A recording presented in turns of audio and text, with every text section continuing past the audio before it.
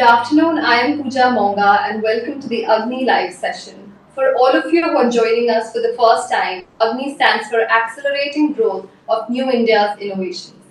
We are a technology commercialization program supported by the government to help entrepreneurs and innovators in the country with their market access journey.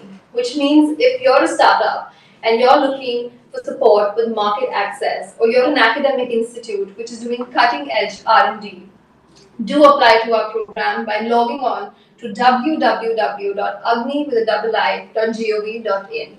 Not just that, we also support industry with their technology pain points. If you're a corporate, if you're an SME, and you would like to share with us your technology pain points and have inroads into the research and startup ecosystem in India, do reach out to us.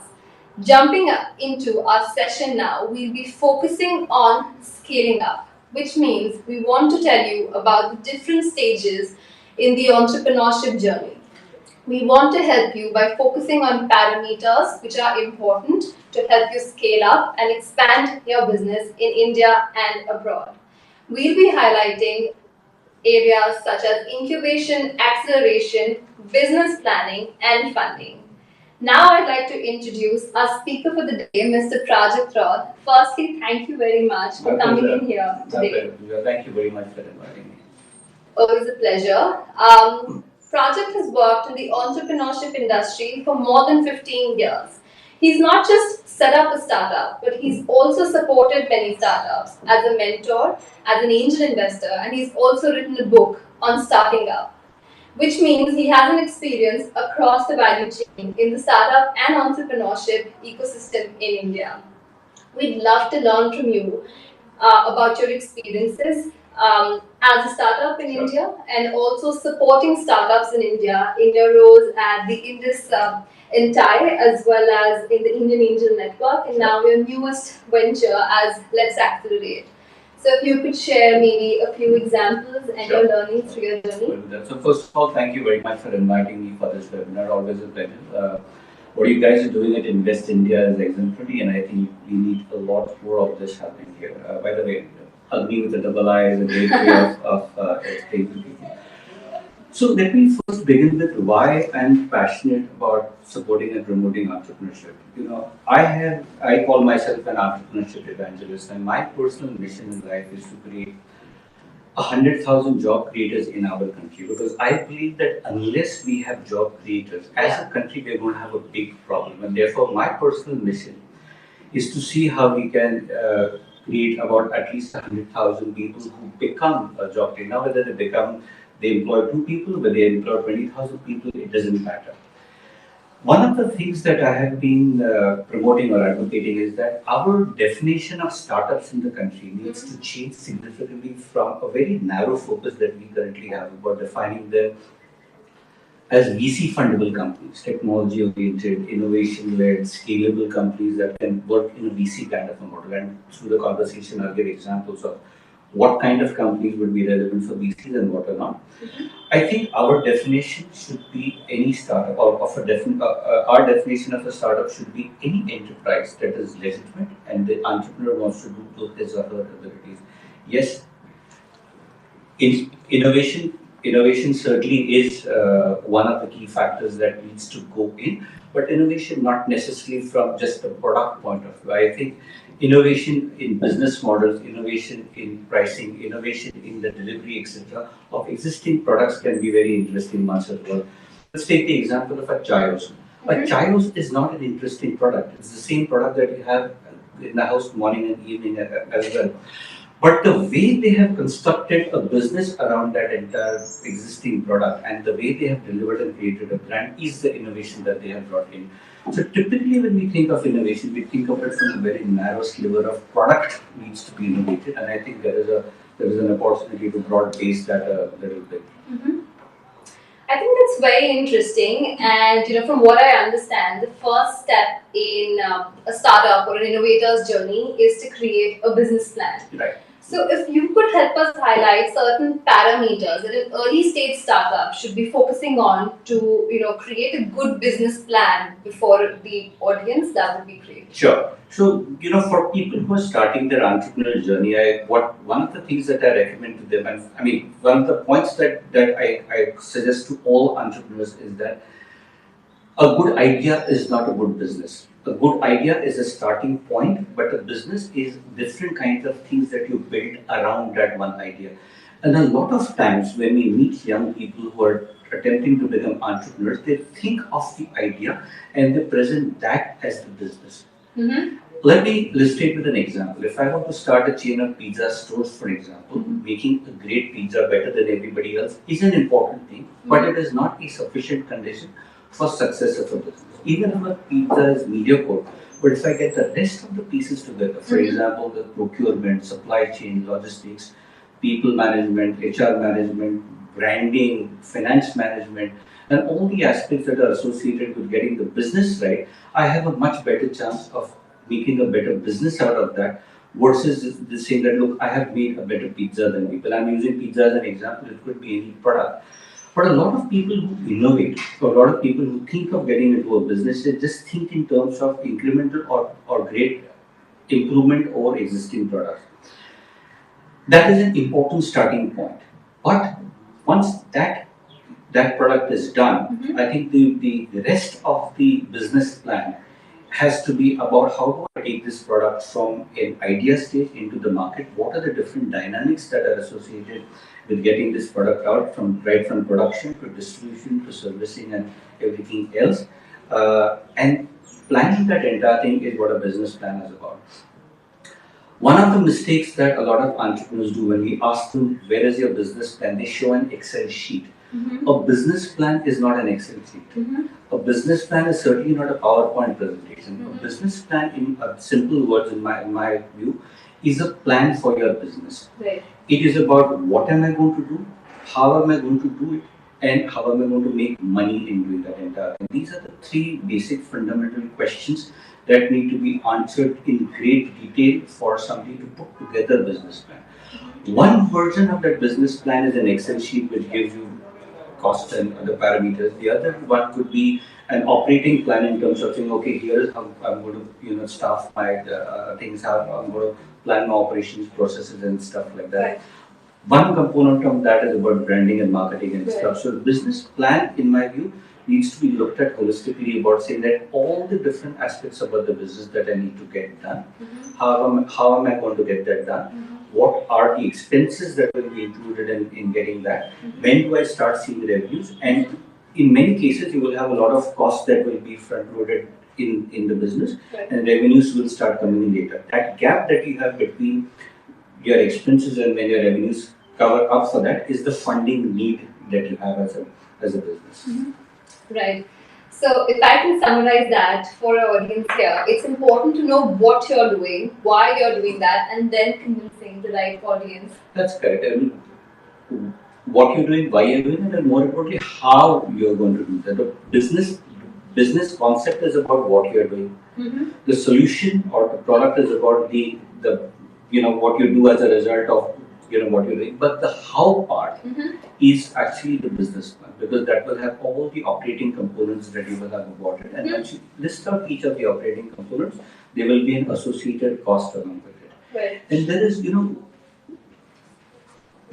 when I look at people's business plans, even if the Excel sheet is done very well, a business plan is a terrible product. It is not something that you can say spiral bound and say, this is my business plan. A business plan is a living document. Right. It is something that gives you a reference point. So therefore, when you're working on a business plan, what you need to do is a framework and keep on looking at all the different permutations and combinations of what would happen in that entire thing. And that's getting that planning right is very, very important. Sure. Since your company works with so many startups and supports startups with their business plans, do you have any example that you can share with us, like any startup which had a very interesting business plan? No, I think, almost every business can have a good business plan, and there are several people. We work with thousands of companies every year. most of them have most of them have the potential of becoming good businesses. Now, at this point, I would also like to highlight the difference between a business that can be VC fundable, right, and a business that is a non-VC fundable business. Right. Both of these could be very interesting businesses, but only one kind of business will be of interest to investors. The important thing for entrepreneurs to understand if they are pitching for VC funding is Right. the difference between how a business makes money and how an investor makes money. Right. A business, simply speaking, makes money when your revenues are more than your expenses at a very broad level. Right. But that is not how investors make money. Investors put money into your business and they buy equity. But nobody makes money by buying equity. They only make money when they are able to sell that equity that they have bought in your company to somebody else at a significantly higher price than what they had bought it at. Right. It's pretty much like investing in the stock market. You buy a Reliance share for say 1,000 rupees today. Even if the company makes X amount of more profits next year, you haven't made any money unless you sell that 1,000 rupee share that you bought to somebody else at a significantly higher price. Most entrepreneurs do not understand this concept, and as a result, their pitch to investors and the business plans that they make are business plans which are for the business but may not necessarily communicate the right things to investors. What investors want to see in business plans is, of course, apart from the other fundamentals of business, what is the scalability of a particular concept? What are the growth drivers that you have identified and have early evidence from the market that you will be able to scale these up? And most importantly for them, is there an exit potential for them? Exit meaning, will they be able to sell the equity to somebody else? Right. Now, from an investor's point of view, there are three different stages at which different investors will come in, and it's important for entrepreneurs to understand that as well, because the plans for each stage is very different. The first phase of a business is about validating your concept and an idea and understanding, is there a potential for this to be a real business?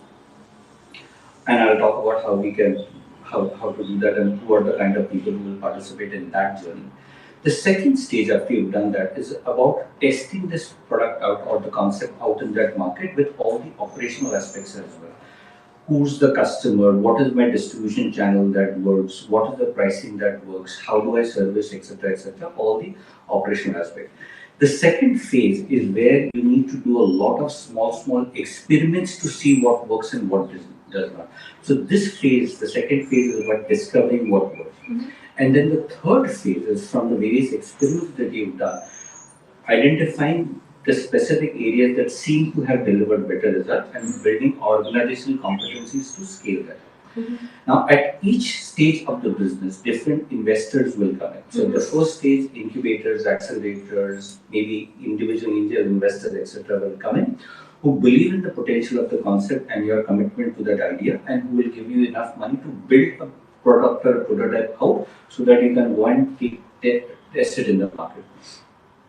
The second stage is where angel investor groups or seed stage investors will come, and this is the stage where you probably need about anywhere between say 1 crore to 5 crores to get it.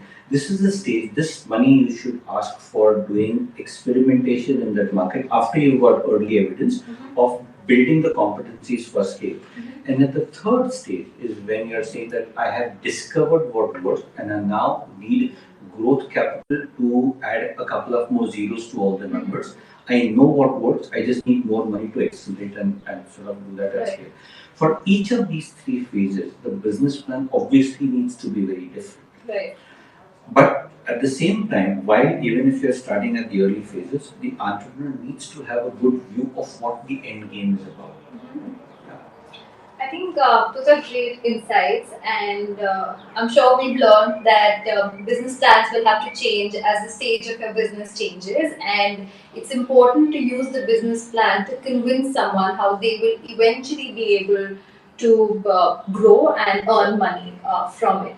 At this point, I think I would like to learn more about the different opportunities that an innovator today has to scale up. like you said, after they've created a business plan, Sure. before you go to funding, there may be incubation, acceleration. Sure. These are two terms that are often used.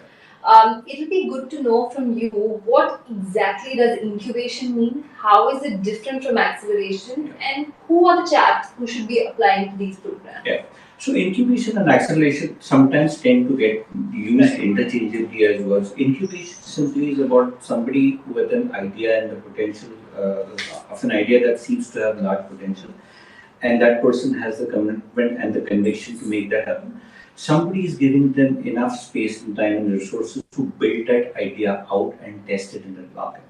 This goes right from testing, developing the product, experimenting, and a product need not necessarily be a hardware product, it could be a software, it could be a concept. Just building that concept out and doing various testing and stuff. So it's a enabling environment that is typically created. Most of the incubation centers you will find in academic institutions where students have a lot more time to learn and experiment on the way. So if you are at a concept stage level where you say that I need to put this out in the market, you will have a much better chance of getting in through an incubation program rather than an accelerator program. An accelerator program, as the name suggests, is about accelerating what you would have done. Say it's shortening the time that you would have taken in proving that my model works, not the product but the model, the business Right. overall business model, which means that my product works, my pricing works, my customer segment works, my delivery and distribution, and all the aspects about the business work. If it would have taken you about 1 or 2 years to stumble and learn in the market, accelerator is something that brings you insights and experiences of people so that your need for experimentation is reduced. Why sort of go out and test something out if somebody else can already give you insights about doing something or the other and stuff. Accelerator programs are typically 3 to 6 month duration programs. In this phase, most accelerators in our country, at least today, will accept people that at least have a MVP or a prototype that is ready and has got at least some early in-market evidence that this seems to be something Right. practical and feasible to do. It is unlikely that anybody at a concept stage will be included into the accelerator unless it's like a grand challenge accelerator or something where somebody says, look, I have a problem statement. I'm willing to accelerate concepts that are coming in. Very few and far between. But by and large, if you are an entrepreneur with something that is ready, that needs a little more space and time to, and insights and mentoring to quickly take into the market, you would be better off applying to an accelerator.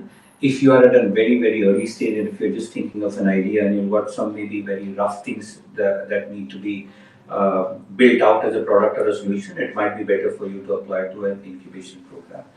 Now, in addition to accelerator and incubator programs, there's a lot of capital that is required for, not a lot of capital, at least some capital is required for entrepreneurs to get started, even to even build a prototype and stuff like that. There are lots of options that are currently available. Most entrepreneurs make the mistake of applying to angel investor groups or platforms like Let's Venture, etc. And we are not the right stage for these early stage people to concepts to apply. There are a lot of government grants available. Right. They are hidden in the sense you need to find them. But if you know what area that you're doing it, you probably will be able to find a few grants that you might apply for. In most cases, I have seen people who tend to apply for 1 or 2 crores of capital are unlikely to get it because they are not at a stage where 1 or 2 crores can be bet on these companies. And they probably need to 10, 15, 20 lakhs, 30 lakhs, 50 lakhs to get started. One of the ways that I have seen a lot of entrepreneurs build their businesses and get the initial capital, in a lot of cases anywhere between 10 lakhs to 25 lakhs, is to get small ticket co-investments from others. So if I need 20 lakhs to build a company, if I have to find one investor who will put in 20 lakhs, it will probably take me a lifetime to find that. But if I go to many of my friends and say, hey, can you put 1 lakh rupees in 2 tranches of 50,000 each, one right now and one after 2 months, I'm probably be able to put together maybe 20, 30, 40 people who are saying, okay, this looks interesting. You seem to have a sensible plan. Here's my 50,000. Right. You can get started a lot more easily. A lot of people waste a lot more time in saying, if I get the funding from someone, I will start it. But if you do the small ticket co-investments, a lot of people will be able to get started almost immediately. Got it.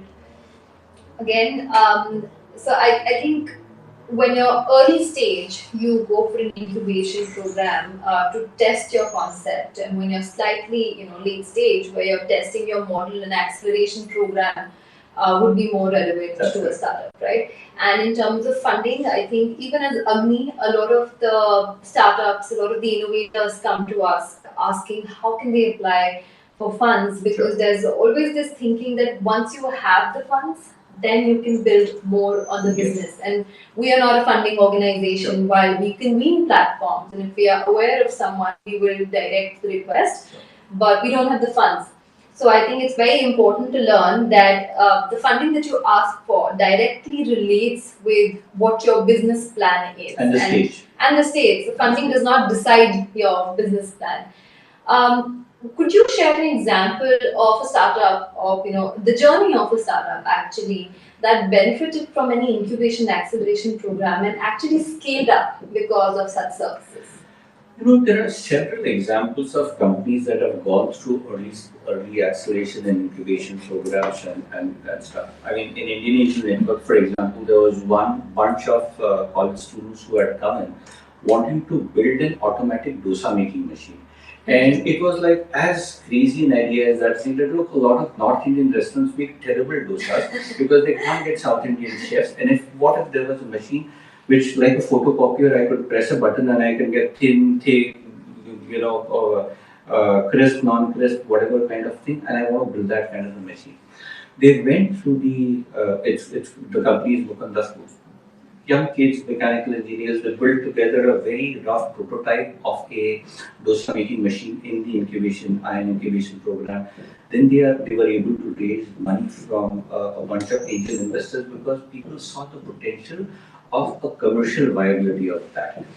What these guys built was a very rough prototype, and you could pour atta from up, and then it just gave you a dosa, pretty much like a photocopier and stuff. Now, it is as simple, it's a mechanical product in the sense anybody can copy it, anybody can do it and stuff. But the whole concept of that, once they got that entire thing, once they got the initial prototypes and all that, they quickly matured as a company through various mentor support, through various other things that they did. Because the protection in the business was not about the product that they had built. It was not about the machine. Anybody could, back engineer and reverse engineer and create that product. But it was about the entire, building a complex business where there were lots of mechanical parts and sensors and stuff that were brought from other places. Production, warehousing, logistics, distribution channels, distributing it, after sales support, brand and stuff like that. Which is what this company was able to build very quickly and get that done. And also, lots of companies like Razorpay, for example, was a small student startup out of, or not student then, but a young bunch of people from Jaipur have gone ahead and built a significantly large fintech company as a result of that. Correct. And what kind of a support does an acceleration program offer? Is it, let's say, market access? Is it mentorship? Is it a bunch of those services? Well, the ideal answer should be all of the above. Unfortunately, it does not happen because, while there are now a lot of accelerators and incubators, most of them do not have people who have the experience of mentoring and building startups. And as a result have very sort of standard learning kind of modules and programs, etc. That don't really impact them. But yes, all the three pieces that you mentioned are something that an accelerator should provide. They should help the entrepreneurs understand aspects about the business that the entrepreneur may not necessarily have an experience in. The mentoring and all of that will be that's super helpful. The second thing that accelerators and incubators should help with is access to market, which is more important in my view than access to capital.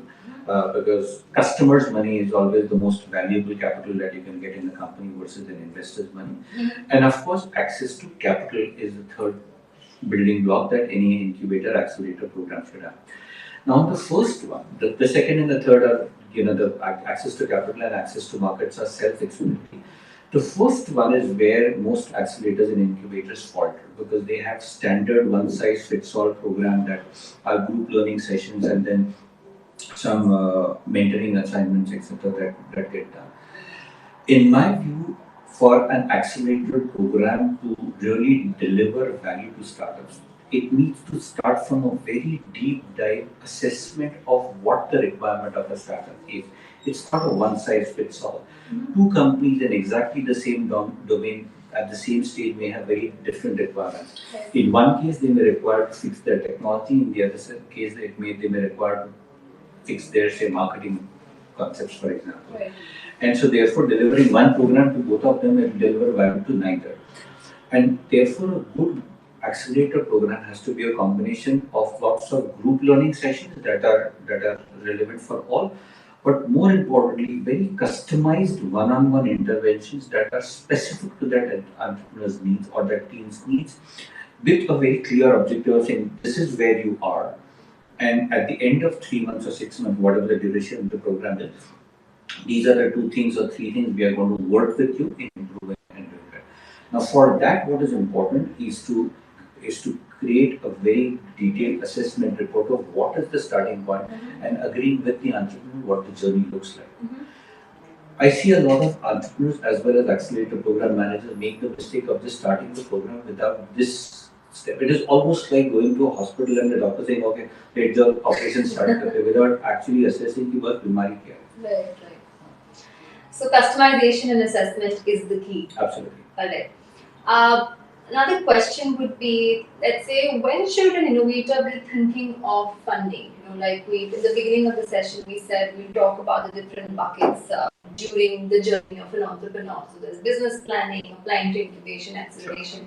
I think funding is something that goes throughout based on the stage you're in. Well, absolutely. And how much funding you require at different stages is different. One of the mistakes that I see a lot of entrepreneurs make is combine 3 phases of the journey. Validating the concept, validating the model, and scaling up. They tend to put all of these 3 things together, and therefore they'll say, for the next 3 years I need 5 crores. And while that may be right, if you break that up and say, look, for validating the concept, I need 25 lakhs. Then for doing this, I need 1.2 crores. And then I need 3.5 crores to scale that up. The chances of you raising capital are much more than going out and saying that I need 5 crores. But the short answer to your question is, when should you look for funding? You should look for funding when you need it. Just break up the journey in various routes, but when you need it. However, as best as you can delay the funding, try and delay that, because it takes time. Right. Raising capital is a distraction from whatever you are doing. It is a necessary distraction, but it is a distraction all the same. Extend the journey to whatever possible through putting together all the resources that you can. Depending on the stage, identify who the right investor for your thing would be, and therefore identify where you will seek that capital from. If you are at an idea validation stage, either an incubator, or if there is no good incubator around you, then trying to raise a friends and family around 5, 10, 20 lakhs for 50,000, 1 lakh rupees, multiple people putting it together, and there are various instruments through how these things can be done a lot more efficiently.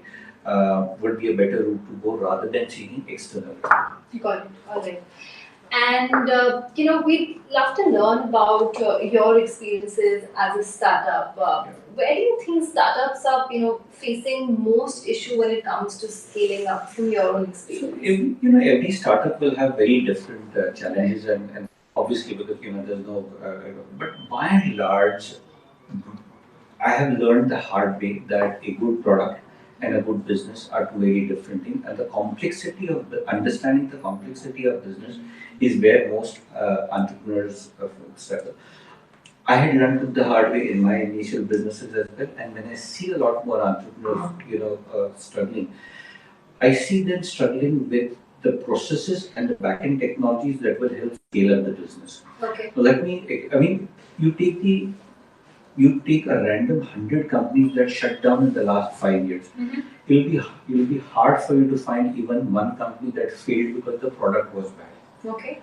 Product, even if it is not good today, tomorrow you will fix that product. Product की वजह से कोई बढ़ता नहीं है. It is usually you reach a certain point and beyond that the processes fail and the backend technologies for managing these processes is what has failed. A lot of entrepreneurs tend to focus, again, like I said in the beginning, tend to focus on the technology that is core to the product. But once the product is out in that market, there's a lot of technology that is required for scaling up the backend processes of the business. CRM solutions, customer outreach solutions, the overall procurement, all these processes that would be required. You can't scale that up unless you have the right technology. Even if the technology is, things like a Zoho suite of products and Google Sheets and stuff like that. But you need to be able to deploy technology versus relying on people. Most organizations fail onto that. The other reason where I have seen, or the other one area where I have seen a lot of businesses fail is their estimation of the cost of the cost structures of the company. A lot of times when entrepreneurs, early stages, when they start estimating the cost of the business, they look at it from their current structure. My uncle is given a free office, my sister is a designer, I don't take a salary and therefore my costs are low. That is an advantage that you currently have, but it doesn't mean that you don't have those costs. It just means that somebody else is funding those costs.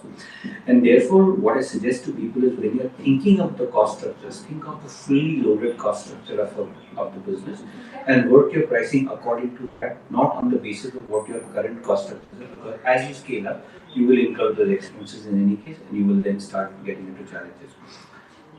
Now, when you're looking at cost structures, it is also important for people to understand the dynamics of the business, and therefore, if you're not experienced in that industry, go and talk to people. I'll give you a simple example. Say, for example, if I wanted to make a brand of shirts, for example, most entrepreneurs say, okay, the raw material cost 500 rupees, this, that, etc. Cost of production 1500, and therefore I'll sell this for 3000, and I'll make a profit of 1500. Now, at broad level, that's fine. But when you're making these kinds of things, one of the biggest cost components will be the cost of dead inventory and unsold goods. Right. You make, 5 different colors, 4 different sizes, Chinese collar, round collar, this collar, that collar, and stuff. And not everything will get sold. What happens to the cost of all of those? That needs to be factored in as well. Now, this people will learn, and I'm using a very simplistic example, but what entrepreneurs who don't have an experience in that field need to do is go and talk to a lot of people, understand these things, because if you falter on these things, your cost structures will be simplistic because you only know what you can see. Right. So, your suggestions would be ensure that you speak to the industry around you so that you can do your user research. Understand the business and the dynamics in that business to be able to and be sure of the cost structure that you're using. Yeah. And the other side of the equation, now that you worked with people who are investing in businesses, you have seen how the industry operates. What, according to you, are the pain points right now? Every company, for example, is setting up a technology team, a startup team to look into cutting edge innovation in India. What are the problems they are facing? There is so much taking place. We have 50,000 startups in India. We have so many research institutes. What is slowing the process over there? I think, there are several large companies that are looking at engaging with the startup ecosystem, as you rightly said. Most of them have the problem of discovery. Where do they go and find these innovations that can be, that could be relevant to that industry? And as a result of that, let's take the fintech industry or the banking industry. Almost every bank has an accelerator program, or most of the large banks have some sort of the accelerator or some sort of startup engagement program. Right. And as a result of that, each startup, even if they are good, they are applying to 4-5 programs differently, and it's disruptive. What if there was a forum that collected all these fintech things, innovations together, and were able to filter that as a showcase to industry that the industry can tap into? I think corporates need to be very specific about innovations that they want to adopt into their businesses so that they are not wasting their time and not wasting the entrepreneur's time. In a sense, maybe you should look at what is it that I can do from a pilot point of view.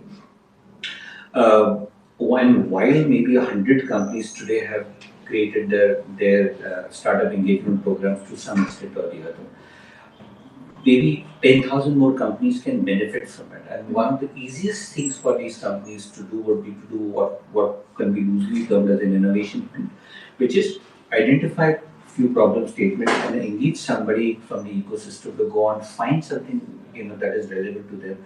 You get lots of applications curated down to the ones that the company will require and gather all the decision makers in the company and the senior management and other operations heads, etc. together to just look at what kind of innovations are available so that they can get a view in terms of what can be disrupted in that industry and stuff. I think I totally agree. That's a problem that we also see. One of the reasons Agni was set up was because there is a lot of supply of innovation. There is a lot of demand for sure, but there's too much cross connection. There is too much happening. Like you said, one person applying to 4 programs, and a lot of companies looking at the entire ecosystem, which state to start with, which sector to focus on. So that's what we are trying to do here, that we work in a completely sector agnostic manner, pan-India manner, and we're trying to create a platform where all the innovations can be there. At the same time, all the specific problem statements are there from the corporates, and we can match make the two rather than having all those individual conversations. So a one-stop shop is necessary. Yeah. And so, if I may suggest, for example, while you have a lot of innovations that is coming in, maybe every quarter putting together a industry specific showcase. So for example, if you decide that in the January and March we're looking at innovations that will impact the manufacturing industry shop floor, for example, shop floor for manufacturing innovation, and you put together, say that look, here are 100 companies that we shortlisted and here are the 10 that are going to present onto that. Now guess what happens? There are thousands of manufacturing companies will then have access to an online platform which looks at these companies, and maybe 100 of them come together to this auditorium to look at 10 companies that are presenting, and you created as a result of that a spotlight on these companies. Next quarter you take some other industry, next quarter you take healthcare maybe and stuff. Right. That could be so have like one place for the showcase instead of multiple. Create forums where you are periodically curating and showcasing companies so that if I am, say for example, from the agricultural industry and I want to say which are the top 20 innovations in the country that I can look at, that I can use in my company, I should be able to have one resource center, which is what government supported organizations like yours can do. Okay. And it'll be nice to know from you. Of course, there are innovations happening in different channels. There are people looking at these innovations, but there are also many convenient platforms like ours which are being set up. While some will be by the government, there are many private ones which are being set up because this is such a thriving industry right now. According to you, what should they be focusing on right now as a facilitation program? What is the need of the hour? So I think while there's a lot of stuff that is happening on general entrepreneurship and startup promotion, etc. on the whole, one area where we do not necessarily have as much a focus on, which we should as a country have, is deep tech.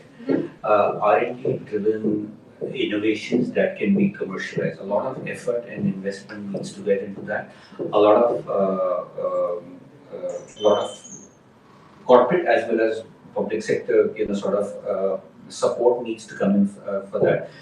From knowing what you will do with the innovation and stuff, but that's an area I think will benefit a lot from focus from institutions like yours. Completely agree. I think with the deep tech technologies, the journey of an entrepreneur, of an innovator, is much longer.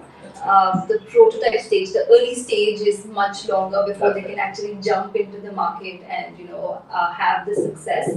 So our focus is mostly on research and development to ensure that these guys get the support to scale up, and like you have outlined on the various channels, to focus on those and know where exactly the demand lies. With that, thank you so much for this session today and for educating all our innovators here about the various ways in which they can scale up. With that, we come to the end of the session. Thank you very much for joining us today. We hope that you learned about the various channels of scaling up and what you can do to expand your innovation. Do stay in touch. Do look at our website again, www.agni.gov.in. Follow us on LinkedIn, Facebook, and Twitter, and stay tuned for the next session. Thanks again. Thank you.